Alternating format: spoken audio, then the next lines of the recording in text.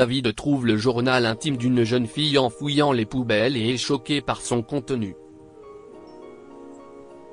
Inquiet, il a demandé l'aide de son ami Stephen pour sauver la jeune fille d'une terrible situation. « Ok, je dois y aller, mec. À plus tard. » David a dit au revoir à son ami, Stephen, qui venait de lui offrir du pain provenant de son lieu de travail. Stephen avait la soixantaine et cuisinait pour une boulangerie depuis plusieurs décennies. Un jour, il s'est lié d'amitié avec David, un jeune homme de 25 ans, en le voyant fouiller dans les ordures derrière la boulangerie. Le reste appartient à l'histoire. David passait presque tous les jours pour voir si Stephen avait quelque chose pour lui, et c'était toujours le cas. L'homme âgé avait même proposé à David d'aménager avec lui pendant un certain temps, mais David ne voulait pas trop profiter de sa gentillesse. « Cool, mec. À demain », a dit Stephen en passant la porte arrière et en retournant au travail. Maintenant qu'il était seul, David fouillait dans les poubelles. La boulangerie était située dans une zone commerciale du New Jersey, et presque tous les habitants y jetaient leurs ordures. Il trouvait donc souvent de la nourriture mangeable et même parfois de vieux vêtements. Cette fois, il cherchait des livres ou des journaux. Il aimait lire mais ne pouvait pas s'offrir de nouvelles choses à cause de leur prix très élevé, mais parfois, quelqu'un en jetait, et il les lisait. Il avait de la chance, car il y avait une grosse pile de journaux dans une boîte. Il ne savait pas s'ils étaient vieux ou récents, mais c'était un bon moyen de passer le temps. Mais il a aussi découvert autre chose. Quelques cahiers avaient été jetés là, et quelqu'un avait écrit sur l'un d'eux. Si est un journal intime, c'est dit David et il l'a pris. Il s'est demandé si une petite fille l'avait perdu à un moment donné, et peut-être qu'il le rendrait. Mais pour l'instant, il voulait juste se divertir en lisant le contenu.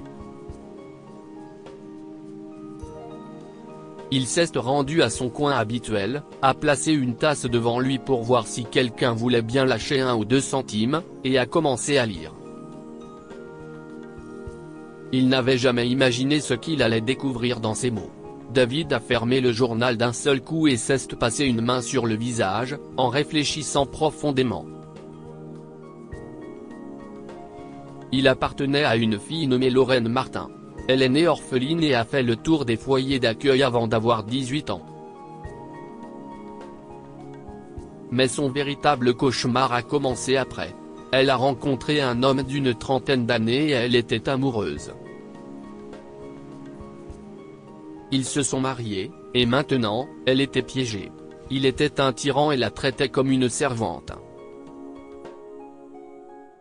De plus, elle a découvert qu'il avait été marié et divorcé plusieurs fois dans le passé à cause de la façon dont il traitait les femmes. Il a également un casier judiciaire et des antécédents de violence domestique, ce qu'elle vit actuellement.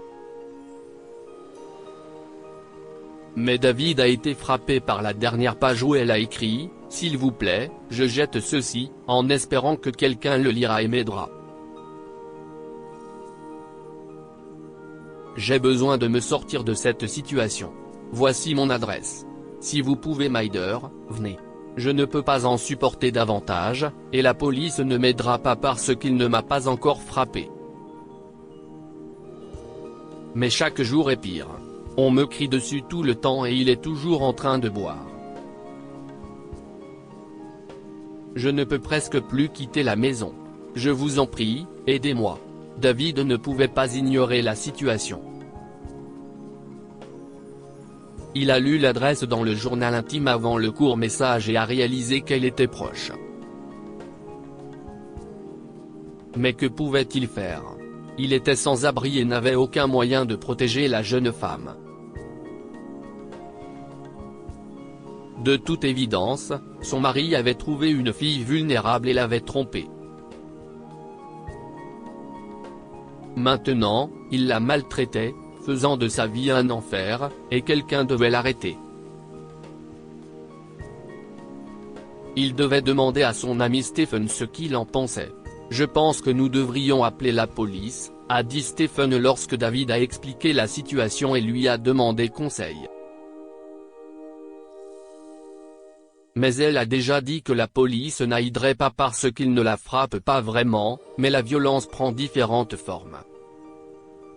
« Nous devons faire quelque chose, mec. Pauvre fille », a plaidé David auprès de son ami. « Jésus, ça pourrait être compliqué, mais je connais un refuge pour femmes où elles pourraient être en sécurité », a révélé Stephen. « Vraiment ? Oui, mais je t'aiderai à une condition. Quoi ? A demandé David, confus. « Tu me laisses Tyler aussi. On sort cette fille et on la met au foyer, et tu viens vivre avec moi. Laisse-moi Tyler à trouver un nouveau travail et à reprendre ta vie en main. » Qu'est-ce ce que tu en dis ? A proposé Stephen, car c'était une excellente occasion de sauver plus d'une personne qui en avait besoin. David a réfléchi pendant plusieurs instants. Il n'était pas sûr d'être prêt à s'intégrer à nouveau dans la société après avoir été sans abri et exclu pendant tant d'années. Mais quelqu'un devait aider cette fille. Marché conclu. Faisons-le. Mais d'abord, tu dois enlever ses vêtements, a dit Stephen en choquant David. Ouais ? Un homme corpulent aux cheveux gris et à la bedaine de bière a ouvert la porte à Stephen et David, qui étaient bien habillés. Lorraine est-elle là ? A demandé Stephen aussi poliment qu'il le pouvait. Qui le demande ? Leur a lancé l'homme en croisant les bras. Sa pose leur indiquait qu'il ne laisserait pas Lorraine leur parler facilement. Je m'appelle Stephen. Je suis le grand-père de Lorraine et David et son frère. Nous avons récemment appris son existence après avoir essayé de la retrouver pendant des années, et nous devons lui parler maintenant, a poursuivi Stephen tandis que David acquiesçait. Lorraine n'a pas de famille. Si est ma femme, et elle ne sortira pas, leur a dit l'homme qui s'apprêtait à leur fermer la porte au nez quand David l'a arrêté. Si vous ne nous laissez pas lui parler maintenant, nous appellerons la police et viendrons la chercher plus tard, a-t-il menacé aussi légèrement qu'il le pouvait. L'homme a froncé les lèvres, s'est renfrogné, et a finalement hurlé pour que Lorraine se montre. De toute évidence, il ne voulait pas que la police soit impliquée dans cette affaire. Son casier judiciaire doit être mauvais. Oui, ces hommes veulent te parler. Tu les connais ? A ricané l'homme en direction de Lorraine. Lorraine, si est-ce toi ? A demandé David, interrompant l'homme et la regardant avec des yeux bienveillants. Oui, qui êtes-vous ? A-t-elle demandé d'une petite voix. David a tendu la main et a sorti son journal intime. Soudain, ses sourcils se sont levés et elle les a regardés avec espoir. Stephen les a regardés tous les deux et a marmonné le mot courir parce que son mari était toujours juste derrière elle.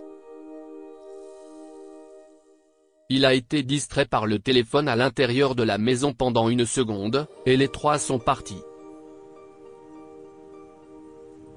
David a attrapé la main de Lorraine, et Stephen les a suivis de près.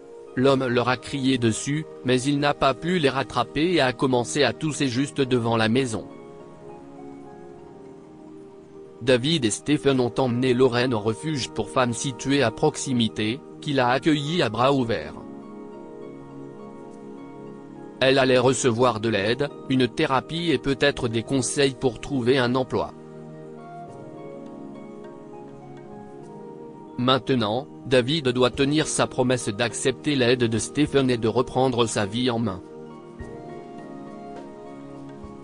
Il serait à jamais reconnaissant envers son ami boulanger. Que pouvons-nous apprendre de cette histoire ? Aidez quelqu'un si vous le pouvez. Si vous avez la capacité d'aider quelqu'un au moment où il en a le plus besoin, essayez de le faire. Apprenez à accepter l'aide. Contrairement à Lorraine, qui appelait à l'aide, David était plus réticent à recevoir de l'aide. Parfois, c'est encore plus difficile, mais il a finalement permis à son ami de l'aider. Partagez cette histoire avec vos amis. Elle pourrait égayer leur journée et les inspirer. Lire aussi, elle porte un masque pour cacher les violences de son mari, elle aide ensuite d'autres femmes. Abonnez-vous à Mon Mama sur Google News.